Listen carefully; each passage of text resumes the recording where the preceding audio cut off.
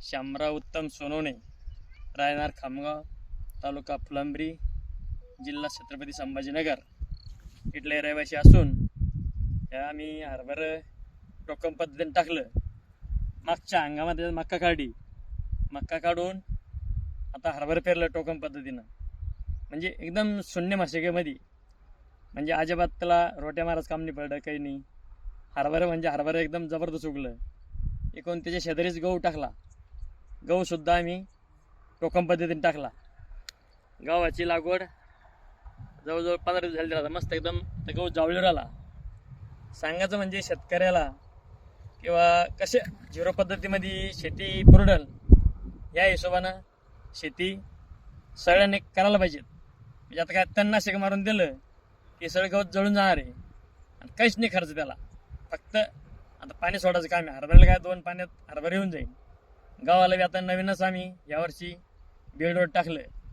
खंडाळे साहेबाच्या मार्गदर्शनाखाली त्यानं आम्हाला सांगितलं असं असं करा. त्या पद्धतीने आम्ही सुरुवात केली. त्यांचे छत्रपती संभाजीनगरचे सहकारी ते सुद्धा आमच्या गावामध्ये खूप त्यांना मार्गदर्शन केलं. ते पाहूनच छत्रपती संभाजीनगरचे कृषी अधिकारी त्यांनी आम्हाला येऊन सनी मार्गदर्शन केलं. त्या पद्धतीने आम्ही हे चालू केलं. तर खूप आता म्हणजे याला काही ना खर्च करता झिरो मशागत, समजा झिरो, बैलाचा खर्च नाही, कुठं ट्रॅक्टरचा खर्च नाही. म्हणजे अशी जर शेती केली प्रत्येक शेतकऱ्यानं तर त्याला शेती एकदम पुरडण. शेती म्हणजे इथलं आवड झालं शेती करणं. फक्त लोक म्हणते शेतकरी राजा राहिले. आता शेतकरी म्हणजे खूप दैन अवस्था आहे शेतकऱ्याची. काय महाराज, कापसाला मंजूर भेटत नाही, त्याच्यावर खूप रोग आला, खूप आळी पडली, सगळ्या कैऱ्या पहिल्यांदा अर्ध्या कैऱ्या सोडून गेल्या.